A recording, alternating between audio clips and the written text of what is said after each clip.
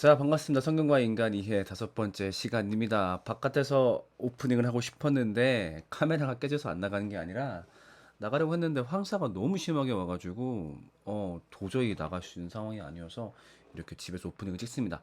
그러니까 사실은 지금 새벽인데 지금이라도 황사가 가라앉으면 나가서 찍으려고 했었는데 그마저도 여의치가 않아서 결국에는 집에서 이렇게 오프닝을 조금은 심심하게 찍게 됐습니다. 좀 아쉽긴 하지만. 지난 일주일 동안 그 자기네 집 강아지 인증샷을 보낸 친구들이 되게 많더라고. 자, 그 인증샷들 한 번에 공개합니다. 하나, 둘, 셋.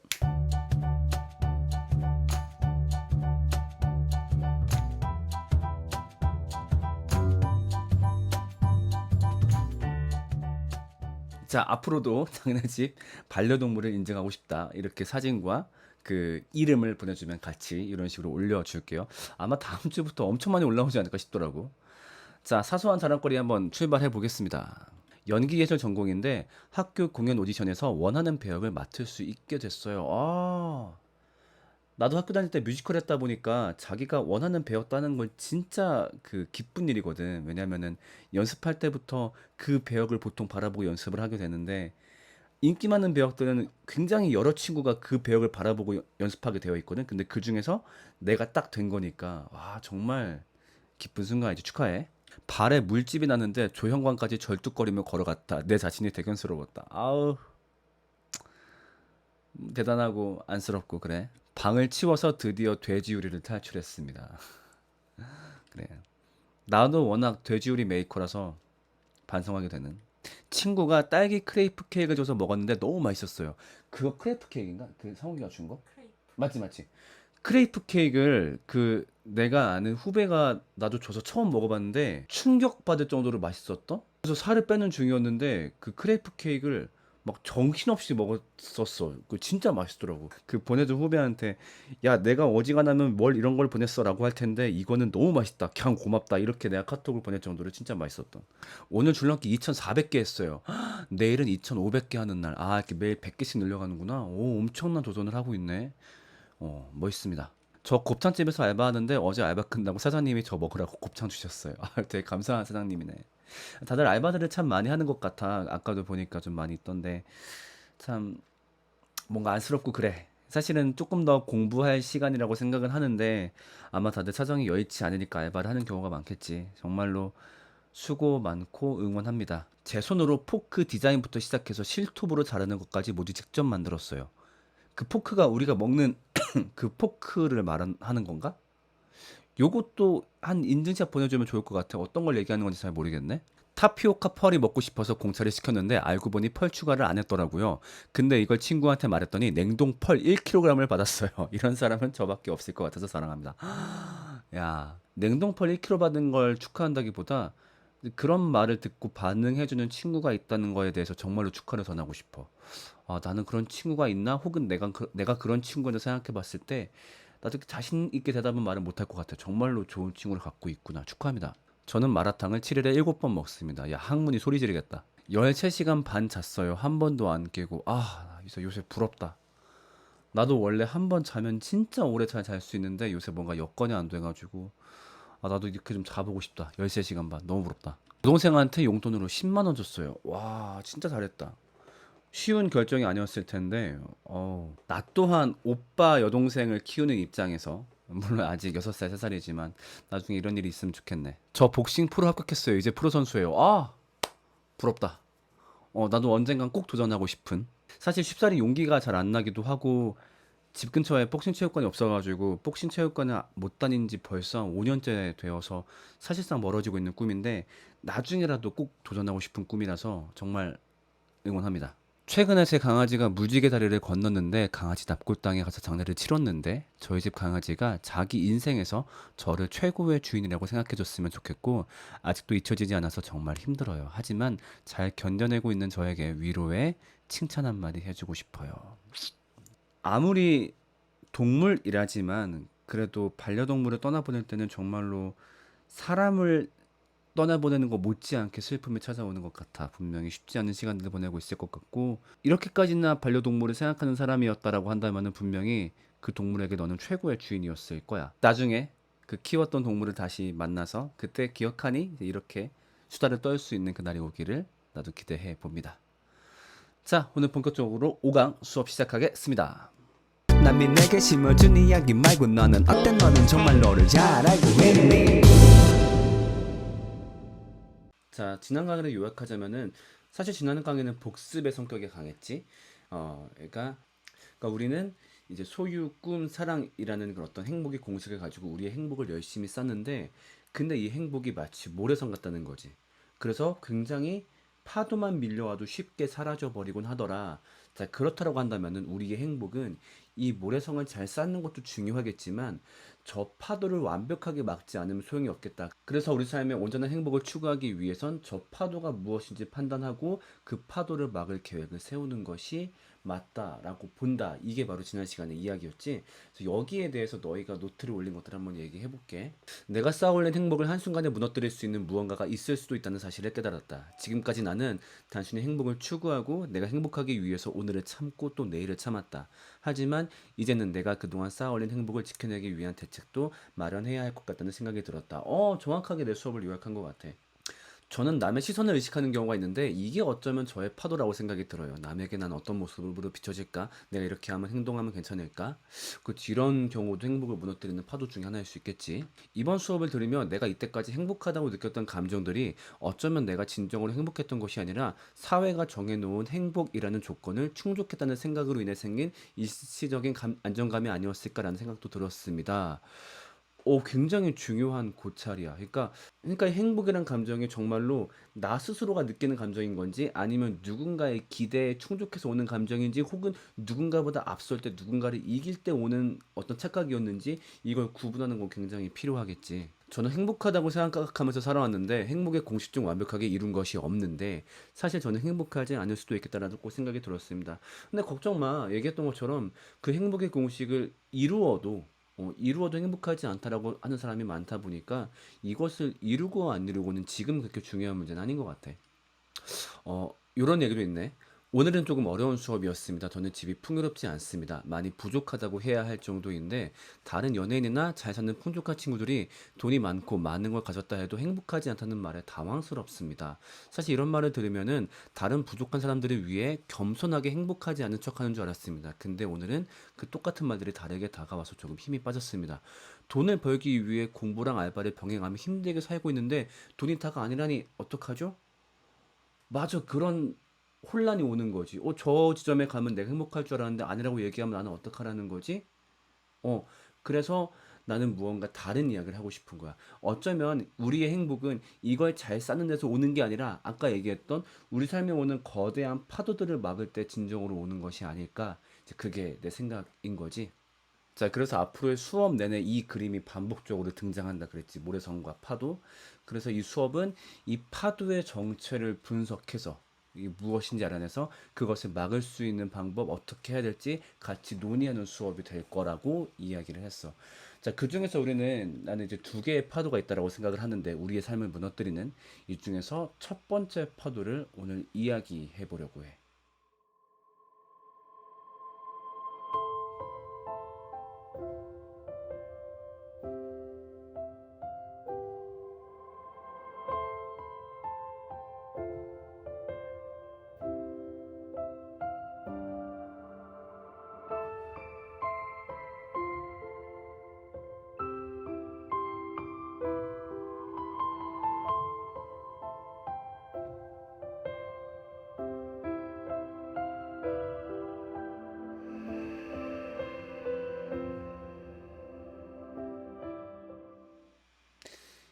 이 사건은 나도 안지 얼마 안 됐어. 좀 조사를 하다가 알게 된 건데 이 사건에 대한 내용들을 읽으면서 내가 소리를 지르면서 막 울었어. 그래서 우리 아내가 방에서 뛰어나올 정도로 너무너무 괴로운 거야. 너무너무 가슴이 아프고 듣는 것만으로도 정말 그 심장이 빨리 뛰어서 견딜 수 없을 정도로 너무 끔찍하고 가슴이 아픈 거야. 사실은 너희한테 다 소개하지 못했어. 찾아보면은 더 자세한 진술도 있고 뭐 심지어 어떤 뉴스 영상에는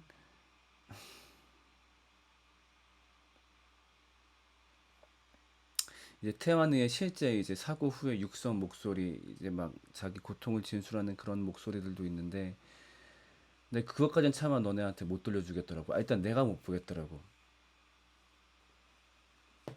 그렇다면 이렇게 끔찍한 얘기를 너네한테 왜 하냐면은 우리의 일상과 행복을 한 번에 무너뜨리는 그 파도가 무엇인지 너무 잘 보여주는 사건이라 생각을 해서 좀 너희들도 마음이 안 좋아했을 수 있겠지만 너희들한테 좀 보여준 거야.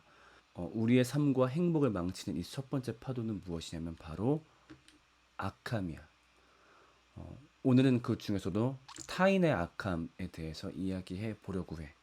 우리의 삶은 타인의 악함이 개입했을 때 굉장히 쉽게 무너지게 되고 그렇게 우리 삶을 무너뜨릴 수 있는 크기의 악함이 생각보다 우리 주변에는 굉장히 많다라는 거야. 그리고 그런 사례도 굉장히 많고.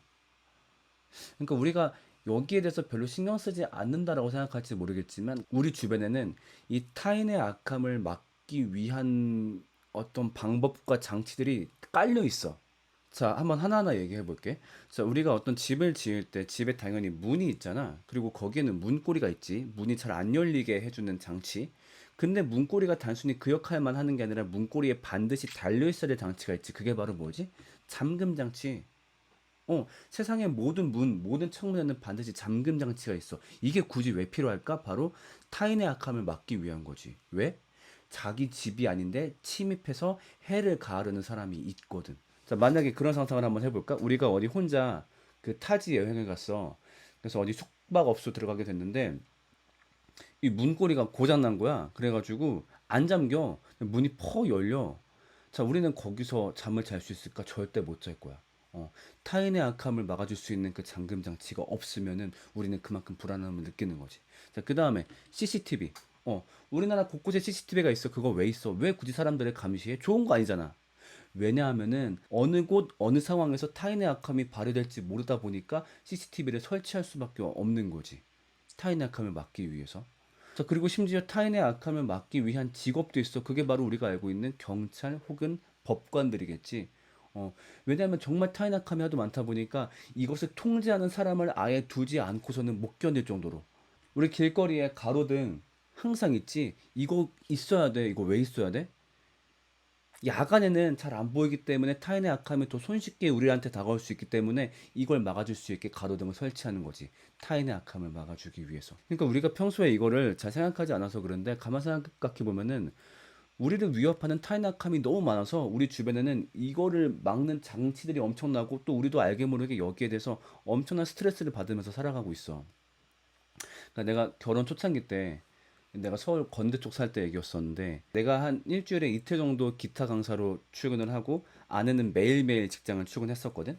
근데 그때 이제 아내가 퇴근할 때마다 내가 버스 정류장까지 나가서 아내를 맞이해서 집으로 같이 들어왔거든. 그러니까 얼핏 보면 굉장히 로맨틱한 얘기야. 근데 왜 그렇게 했을까? 타인의 악함이 우리 아내한테 다가올까봐 두려웠거든.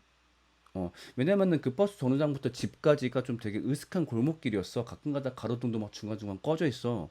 그렇다 보니까 불안한 거야. 정말 일어나지 않길 바라는 어떤 타인의 악함이 우리 아내한테 일어날까 봐. 그러면 내가 갖고 있는 모든 행복은 다 사라져 버릴 것 같거든. 그러니까 그 정도로 우리는 타인의 악함에 대해서 스트레스를 받으면서 살고 있는 거지. 자, 그렇다면 세상에 도사리고 있는 타인의 악함은 어떤 종류들이 있을까? 강력범죄. 아까 보았던 그런 황산 테러 사건이 여기에 해당하겠지. 살인, 폭행, 강간, 또 이제 최근에 많이 문제가 되었던 음주운전. 그 지난 학기에는 이제 그 사건을 예로 들었었는데 그 을왕리에서 어떤 한 가정에 치킨 배달을 하고 있는데 음주한 두 남녀가 탄 벤츠가 그 오토바이를 들이받아가지고 그 자리에서 한 가정의 가장이 즉사를 한 사건. 이것 또한 그 사람들의 음주운전이라는 강력 범죄였고 타인의 악함인 거지. 자, 그 다음에 경제적 범죄. 그치. 누가 우리한테 사기를 친다라든가 또 우리한테 친숙한 경제적 범죄는 그런 게 있겠지. 그러니까 예를 들면은 핸드폰 사러 가서 그 눈탱이를 맞아. 그 중고차 사러 가서 눈탱이를 맞아. 아니면은 그 최근에 이슈가 됐던 사건인 건데 어떤 타이어 회사에서 그 멀쩡한 휠을 교체하게 하려고 주인 몰래 휠을 휘어놓고서 아저씨 와보세요 이거 휠 갈아야겠는데요 이런 식으로 했던 사건. 그러니까 우리는 그냥 제 돈 주고 물건을 사고 싶을 뿐이야. 근데 근데 우리의 돈을 노리는 타인의 악함이 경제적 범죄라는 형태로 우리를 자꾸 위협하고 있지. 시기, 질투, 집단 따돌림, 이런 것도 있을 수 있겠지. 굳이 어떤 직접적인 위해를 가하지 않아도 감정적으로 사람을 돌아버리게 만드는 거. 근데 이런 것들은 굉장히 사실 쉽게 찾아볼 수 있는 것들이고, 여기에 피해를 받았던 경험 아마 너희도 분명히 있을 거라고 생각이 들어. 그 다음에 언어적 폭력, 그치? 요것 또한 그 위에 있는 거랑 좀 비슷한 것 같아. 어떤 사람을 감정적으로 정말 힘들게 하는 그런 것들. 그 다음에 집단의 악함. 그러니까 이게 사실 여기 위에 예로 들었던 거는 어떤 그냥 개인의 악함이라고 한다면은 아예 하나의 집단이 이런 악함을 부릴 때도 있는 거지. 뭐 군대 내 부조리라든가 아니면 운동부의 폭행 사건이라든가 이제 이런 게 여기에 해당하겠지. 어떤 사회의 경제 시스템도 얘기할 수 있을 것 같아. 어떤 기업들이 부당한 이득을 취하고 아니면 자신이 취했던 이득을 이랬던 사람들에게 고루 나누어지지 않아서 그것이 어떤 사회의 구조적인 빈곤함으로 이어지기도 하고 그렇지. 그 다음에 국가적 크기의 악함도 있겠지. 우리가 알고 있는 전쟁, 아니면 외교적 분쟁, 혹은 중국이 우리한테 하고 있는 역사를 뺏어가려는 시도들, 혹은 일본의 독도를 침탈하려는 그런 시도들이 가만 생각해보면 그것도 인간의 악함 때문이거든. 그러니까 전쟁이 왜 발생하지? 결국 그런 것도 누군가의 악함 때문이거든. 그러니까 우리 처지를 봐봐. 북한에 있는 그 뚱뚱한 개 때문에 다 군대를 가야 되잖아. 그리고 늘 전쟁의 공포 가운데 살고 있잖아. 그러니까 이게 정말 너무너무나 끔찍한 거지.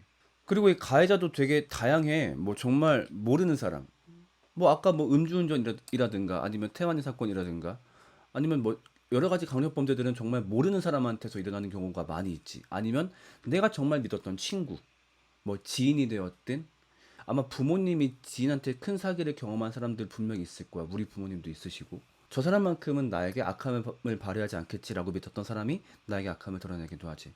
그리고 때로는 가족도 그 가해자가 되기도 해. 물론 가족이 정말 큰 사건의 가해자가 되는 경우도 물론 있겠지만, 그러니까 작은 크기의 악함을 좀 뿜을 때가 분명히 있지. 그리고 가족한테는 우리가 기대치가 더 커서 그런지 거기에 더 상처를 받는 것 같아. 예를 들면 가족이 하는 폭언, 아니면 가족이 나를 한 명의 인격체로 대우해 주는 것이 아니라 이제 그들의 어떤 꿈이나 야망을 이루기 위한 도구로 바라본다든가, 그것도 굉장히 상처를 받지.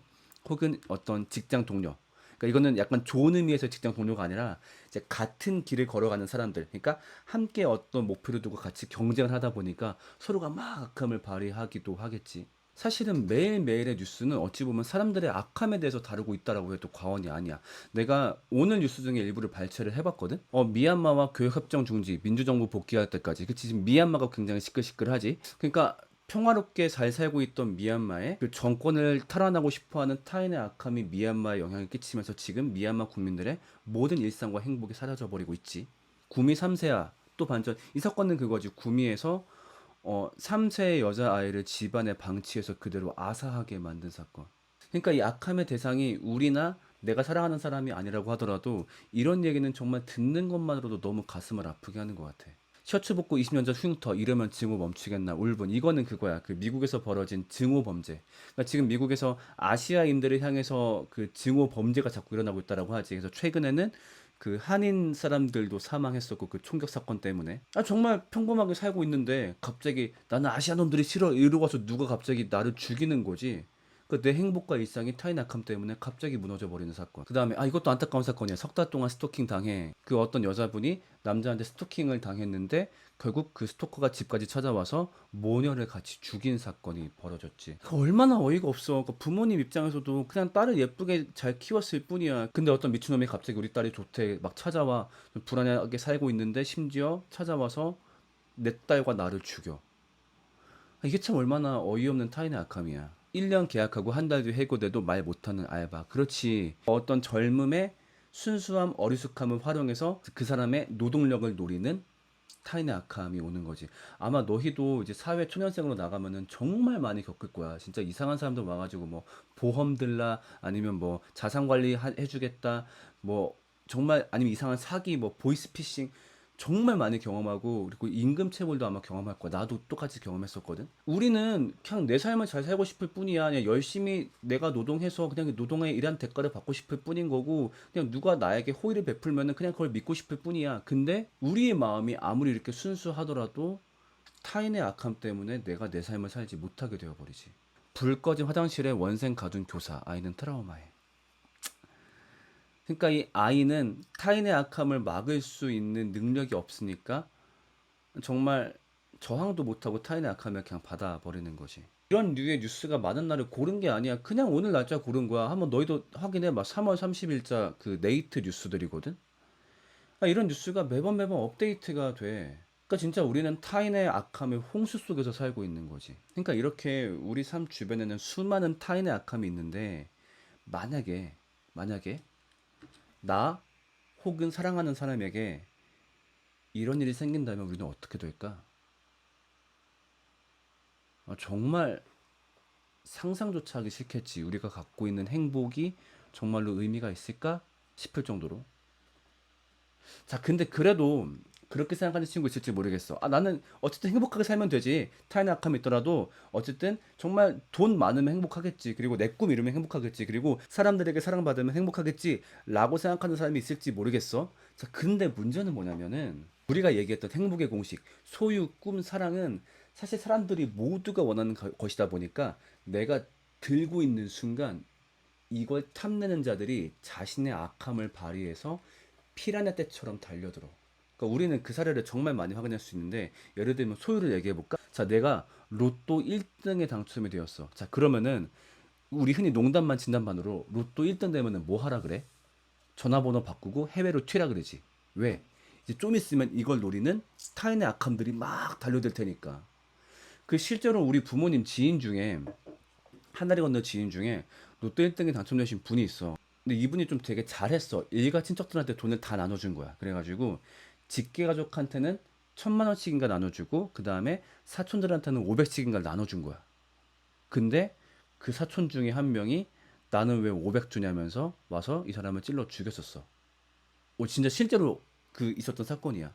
그러니까 이렇게 말도 안 되게 타인의 악함이 들어올 때가 있다 보니까 이 소유를 쥐는 게 정말 좋은 걸까? 한번 생각해 봐야겠지? 자, 그 다음에 꿈? 자, 여기 있는 사람은 배우 조병규야. 근데 이번에 왜 이슈가 됐냐면은 학폭 가해자라고 지명받았는데 사실은 그게 거짓이었다는 게 드러났지. 어떤 사람이 조병규를 폄훼하기 위해서 가짜 학폭 미투를 했던 거야. 자, 그렇다면 왜 그렇게 했을까라고 했을 때 나는 꿈을 이루고 싶은데 못 이뤘어. 근데 쟤는 꿈을 이뤘거든. 그게 열받는 거야. 시기와 질투를 만드는 거지. 그래서 저 사람을 끌어내리려고 자기의 악함을 가지고 이 사람을 악 물었던 거지. 그래도 이 사건은 다행히 옳은 게 밝혀져서 잘 끝나서 다행인데 이 사람들의 시기와 질투 때문에 자기 삶이 망가진 사례가 정말로 많이 있지. 자, 그 다음에 사랑. 많은 사람에게 사랑받으면 행복하겠지? 자, 여기 누굴까? 모모랜드 주희라는 친구인데 이 친구도 비슷한 일을 겪었었어. 똑같이 학폭 미투가 있었지. 주희가 학교폭력 가해자였다. 근데 알고 봤더니 오히려 주희가 학교폭력 피해자였고 그거를 이제 터트린 친구가 오히려 주희를 괴롭혔던 가해자였던 거지. 그러니까 왜 그렇게 했냐고 물어보니까 똑같은 거야. 나는 사랑 못 받는데 쟤는 사랑 받거든. 그러니까 약 올라가지고 막 물어 뜯는 거지. 그리고 실제로 주희라는 친구는 그 학폭 미투가 아니었어도 악플을 좀 많이 받아. 왜냐면 외모 때문에. 그러니까 쟤는 내가 봤을 때 사랑받을 만한 애가 아닌데 그래서 나처럼 사랑 안 받으면 좋겠는데 자꾸 사랑받고 관심 받는 말이야. 그게 열받는 거지. 그래서 자신의 악함을 막 발휘하는 거지. 이 주희한테. 그러니까 이렇게 타인의 악함이 가득한 세상에서 행복의 공식을 완성한다라는 거는 오히려 약간 이게 자석처럼 작용할 수 있는 거지. 어떤 자석? 타인의 악함을 끌어오는 자석. 그러니까 이런 세상에서는 당연히 나를 행복하게 만들어 주어야 될 일이 때론 나에게 저주가 되기도 하더라. 그런 거지. 근데 참 이 타인의 악함이 더 무서운 이유는 뭐냐면은 완벽한 예방법이 없다라는 거야.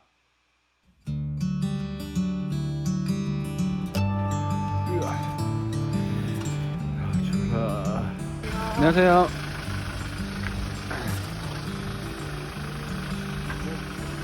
내려와. 좀 잡아줄까? 어이, 감사합니다. 네, 안녕하세요. 가자. 똥놀 잘 갔다 왔어요? 아빠, 아빠, 근데 이거 뭐야? 어떤 거? 이거. 그게 뭐야? 뭐 어떤 거? 가자. 왜? 오늘 재밌었어요, 오늘? 네. 오늘 뭐 했어요? 몰라요. 아, 뭘 몰라. 오늘 축구클럽에서 뭐 했어요? 슈팅. 슈팅 했어요? 드리블. 드리블 했어요? 똥놀 놀이터 갈까? 오케이. 그러니까 노트에서 어떤 친구가 되게 심각하게 묻는 거야. 형은 안 행복해요? 이런 식으로 그렇게 물어본 친구들이 꽤 있었는데 이제 그런 거겠지? 그러니까 행복의 조건인 사랑을 잘 갖추고 있는데 그 친구가 보기에는 내가 행복해야 하는 사람이라는 거지. 아 맞아, 행복해. 특히 이렇게 노래랑 같이 있으면 정말 행복하거든. 제가 노는 걸 이렇게 보고 있으면 진짜로 행복하고. 그런데 아까 말했던 그런 사건이 사실은 언제든 벌어질 수 있는 거잖아, 우리 애한테. 아니면 꼭 그런 극단적인 형태가 아니더라도 조금 덜 끔찍한 형태로라도 충분히 벌어질 수 있는 거다 보니까 그런 불안감이 늘 도사리고 있는 거지. 그래서 말이 웃긴지 모르겠지만 행복한 만큼 불안감이 커. 불안감의 크기가 그 행복감을 더 넘기 때문에 이걸 온전히 행복이라고 받아들이기가 참 힘든 거야. 그러니까 여기가 이제 우리 새벽이가 다니는 어린이집이야. 이제 아침마다 새벽이를 여기다가 데려다 준단 말이지. 이제 데려다 주고서 앞에서 인사를 해. 선생님이 막 반갑게 인사를 하지. 그래서 아버님 안녕히 가세요 인사를 하는데 사실 마음이 늘 불안한 거예요. 왜냐면은 그 다음에 이 안에서 어떤 일이 벌어질지 사실 나는 모르는 거잖아. 물론 여기서 새벽에를 잘 돌봐줄 수 있겠지. 그리고 그럴 거라고 믿는데 사실은 알 수 있는 방법은 없는 거잖아. 그에 반해서 뉴스에서는 매번 안 좋은 일이 자꾸 나오고 그렇게 타인의 악함 때문에 자신의 소중한 아이가 다치거나 학대당하는 뉴스를 보면서 그런 일이 나한테 안 일어나란 보장은 없거든. 그러니까 참 이 불안감을 달고 사는 기분이 그렇게 유쾌하지는 않아. 어찌 보면 저 어린이집 원장님도 억울할 수 있겠지. 나는 한 번도 그런 적이 없었고 그런 생각도 안 해봤는데, 그러니까 어찌 보면 그 원장님도 본인이 아닌 타인의 악함 때문에 내가 받지 않아도 될 의심 어린 시선을 받는 거나 마찬가지지. 그러니까 타인의 악함이 우리 삶을 얼마나 괴롭히고 있는지를 좀 알 수 있는 부분이 아닐까 싶어. 자, 그래서 오늘의 인간이에 다 같이 읽어봅시다. 물론 굉장히 부정적인 이야기를 들어서 기분이 좀 다운될 수 있겠지만은 그래도 한번 힘내서 같이 한번 읽어봅시다. 자, 첫 번째 시작. 우리가 쌓은 행복과 일상은 타인의 악함으로 인해 쉽게 무너진다. 그치? 정말 허무할 정도로 쉽게 무너지는 것들을 봤지. 두 번째 시작. 세상엔 수많은 종류의 악함이 도사리고 있다. 그치? 뉴스를 보아도 아니면 주변을 보아도 정말 그 개수를 이루 말할 수 없을 만큼 악함이 여러 가지이고 또 동시에 많이 있다. 그치? 다음 세 번째 시작. 행복의 공식은 오히려 타인의 악함을 불러오는 자석이 되기도 한다. 맞아, 그런 것 같아. 자, 그래서 오늘 강의를 가지고 과제를 낼 친구들은 이 질문들에 대답을 해보면 돼요. 자, 타인의 악함으로 행복과 일상이 붕괴된 경험을 한 적이 있거나 아니면 그런 사례를 본 적이 있는지. 두 번째, 내가 가장 두려워하는, 그러니까 정말 내 남은 삶에서 이런 일이 겪고 싶지 않다 하는 타인의 악함은 무엇인지. 자, 그 다음에 세 번째, 어떻게 하면 타인의 악함을 막을 수 있을지. 좀 내가 생각하는 전략 아니면 방법, 그런 것들을 한번 나누어 보면 좋겠습니다. 자, 이렇게 5강 끝마쳤고 다음 시간에는 이 악함 파도에 대해서 조금 더 자세히 살펴보는 그런 시간을 갖도록 할 거야. 자, 그럼 다음 시간에 만날게요. 안녕.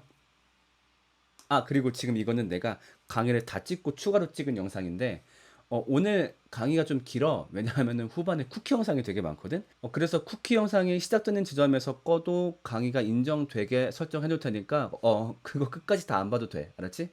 그치. 뭐 강의도 아닌데 그것 때문에 굳이 시간 뺏길 필요 없잖아. 그치?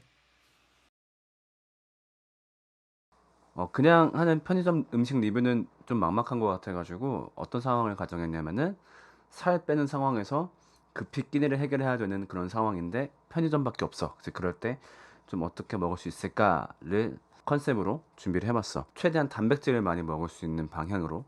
첫 번째, 계란. 뭐 사실 계란은 너무 당연하지. 사실 계란은 단백질을 가장 저렴하게 먹을 수 있는 방법이니까.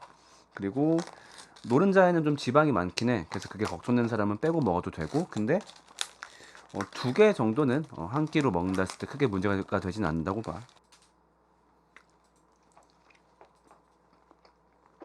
참고로 삼각김밥은 진짜 추천하지가 않는 게, 일단 살 뺄 때는 거의 쌀하고 싸우면, 특히 우리나라 사람들은. 왜냐면 쌀이 뭐 그 자체가 탄수화물이 많은 것도 있는데 정제된 곡물이거든. 그러니까 무슨 말이냐면 우리가 쌀을 그냥 먹는 게 아니야. 그 쌀에서 그 껍질을 벗겨내는 걸 우리는 먹는 거거든. 달고 맛있는 부분만 정제를 해서 우리는 먹고 있는 거야. 우리가 보는 쌀이 그래. 그런 정제된 곡물들은 GI 지수를 높이고 혈당을 높이고 인슐린 분비를 촉진시키는데, 뭐 어려운 말 할 거 없이 이 세 가지가 높아진다는 거는 더 이제 살이 쉽게 찌는 몸 상태로 만들어. 그래서 쌀은 최대한 피해야 돼. 웬만하면 살 뺄 때는 하루 한 끼만 쌀을 먹는다 생각하는 게 좋아. 편의점에서 파는 죽도 같은 이유로 되게 비추천이야. 특히나 죽은 칼로리는 칼로리대로 먹고 또 이제 그 배는 배대로 안 차가지고 진짜 비추야. 특히 감동란은 일본에서 개발한 걸로 알고 있는데 되게 잘 까지고 간도 잘 되어 있는 그런 계란이지. 그리고 좀 이렇게 다이어트에 관심 많은 사람들은 생각보다 고기가 도움된다는 걸 알고 있을 거야. 왜냐면 탄수화물 함량이 적으니까. 사실은 살 뺄 때 지방은 과도하지만 않으면 크게 문제되진 않아. 왜냐면 지방은 아까 얘기했던 혈당, 인슐린, GI를 안 건드리거든. 탄수화물이 제일 문제인데 그런 의미에서 좋은 게 육포. 이거는 순수 고기로 만든 거니까. 근데 간혹가다 육포 중에서도 좀 간이 많이 된 게 있어. 그런 건 좀 피하는 게 좋지. 근데 문제는 육포는 좀 많이 비싸. 그게 단점이야. 나도 큰 거 육포를 못 사고 조그만 거 샀어.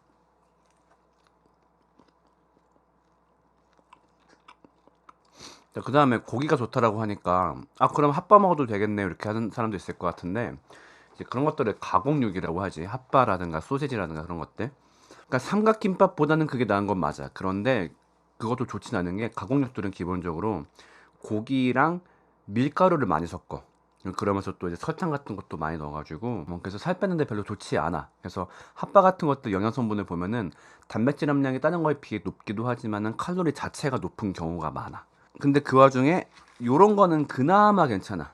이제 뭐 게맛살 이런 건데 물론 게맛살도 밀가루가 많이 들어있긴 한데 핫바들보다는 그래도 좀 덜 들어가 있어. 그래서 단백질 함량도 높고 요런 것도 괜찮지. 종이 있네. 종이는 반드시 분리하세요.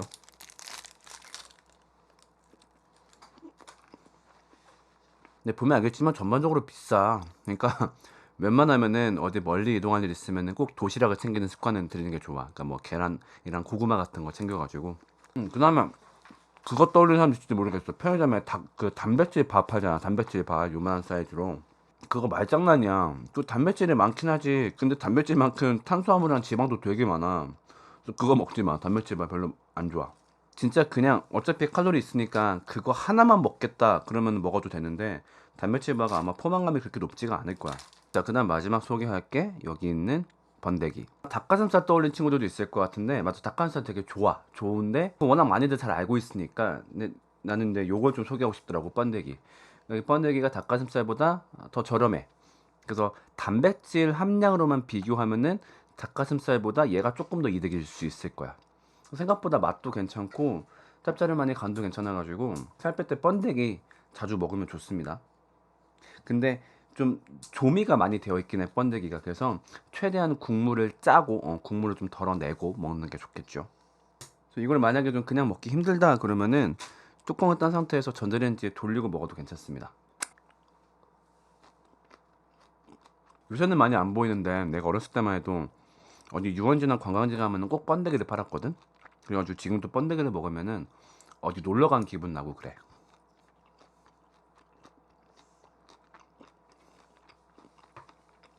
번데기 이거 마트 할인 같은 거 할 때 보면은 한 캔에 막 800원 그렇게 팔 때도 있어. 그때 많이 사뒀다가 식사 대용으로 먹으면 정말 좋아. 편의점 음식 리뷰 미션 이렇게 완료했습니다. 다음 주에 만납시다. 안녕.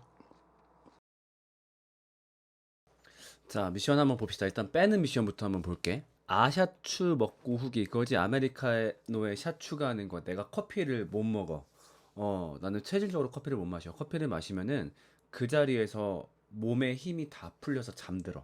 되게 머리 아프게 잠들어. 그래가지고 나는 커피를 못 먹는다는 거. 그러니까 음식 가리는 거 없는데 커피만 못 먹어. 대면 강의 친구들이랑 드레스 코드 맞춰 입으시고 사진 찍어서 학우들 동의 받은 뒤에 14주차 15주차 영상을 진지하게. 그냥 나만 하면 되는 거. 친구들끼리 같이 하면 너무 힘드니까 나만 하면 되는 걸로 하면 좋을 것 같아. 앞머리 첫패뱅하게. 머리 안 자른다니까 안 돼 이거는. 자, 그다음 미션들 쭉 볼게. 러브스토리, 가족들과 음식하기, 가족들과 게임하기, 로맨스, 기타 치면 CCM 불러주세요. 노래 얘기는 항상 있는 거고, 노래 불러주세요. 놀이와 없고, 뭐 노래랑 노래 부르기, 노래랑, 그다음에 딸기 키워주세요. 이것도 재밌겠다. 랩 해주세요. 롤 1대1 뜨기, 덤벼이씨. 역시 롤린 맞네. 마라탕. 도대체 머리 따주세요. 머리 묶어주세요. 머리 안 갈래로. 이걸 왜 이렇게 보고 싶어 하는 거지? 어렵진 않은데 니네가 싫을까봐 그렇지. 그다음에 먹방. 정말 그 발라드 부르기. 밥 사주세요. 괜찮지. 로제 떡볶이 먹어달란 말도 진짜 많은 것 같아. 아, 벚꽃 피나길 보여주기. 그치, 요새 한창 예쁠 때지. 봄 노래 불러주세요. 브이로그 찍어주세요. 사과머리 해주세요. 사쿠란보 불러주세요. 이번에 사쿠란보가 많이 안 올라왔네. 좀 이렇게 계속 안 뽑혀가지고 지친 건지 모르겠는데. 그 다음에 수업 시간에 저에게 질문 안 주기. 안 돼, 줄 거야. 아내분께 화장 받아보기. 아들한테 화장 받기. 아내분께 아들한테. 아우 씨, 노래한테 화장 받으면 끔찍하겠다 진짜. 애기들 비행기 태워주세요. 애기들 장난감 사주기. 여자아이들 춤춰주세요. 엽떡 로제. 로제 떡볶이 진짜 얘기 많다. 길 커버해주세요. 운동 2시간 이상 하기. 와우. 그다음에 이호창 이택조 성대모사 해주세요. 이택조. 아, 내가 너무 좋아하지 이택조. 즉석 랩하기. 집밥 먹방. 그다음에 편안한 일주일 보내기. 학식 리뷰해주세요. 학식 사주세요. 좋지? 행복하세요. 오케이, 좋았어. 자, 그럼 한번 추첨해 보겠습니다. 이번 주에는 그렇게 막 꺼려진다 막 그런 미션까지는 없는 것 같아. 한번. 자, 이제 엔터를 치면은 이제 그거를 해야 되는 거죠. 하나, 둘, 셋. 118번 뭐지? 아이브로 눈썹 그리기 114였고 그 다음에 여기다 118. 애창곡 부르기. 오케이. 아이 뭐 이 정도야. 아유 다행이다. 오케이, 다음 주에는 애창곡을 부르는 미션으로 찾아오겠습니다. 안녕. 자, 그리고 비밀번호 4자리 추첨하는 시간입니다. 수업 시간에 잠깐 비밀번호가 내 옷 이쪽에 4자리가 나왔었어. 그래서 그거를 찾은 친구들한테 한 명을 추첨해서 내가 그 베라를 쏘겠습니다. 특히 천사 왜 이렇게 많냐? 천사. 1188은 뭐지? 내가 1188과 관련된 걸 했었나? 왜 이렇게 이걸 쓴 친구가 많았지? 1188. 자, 4967대만 모아서 다시 한번 해볼게요. 2번부터 91번까지. 하나, 둘, 셋. 자, 28번 누굴까요? 28번. 2교시 수강하고 있는 이예빈. 오케이, 축하합니다. 나한테 따로 카톡이나 아니면 밴드로 연락 주시면 내가 답장으로 베라 보내드릴게요. 축하합니다. 안녕.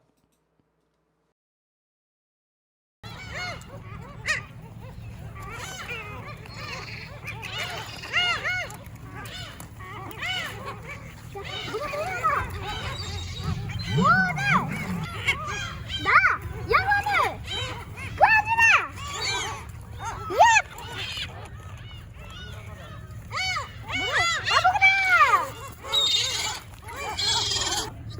먹어라. 야, 한 번에 다 주면 안 되지.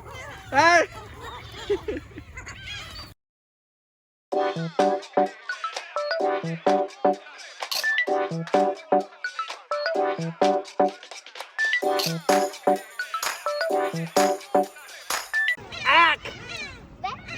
깨물었어.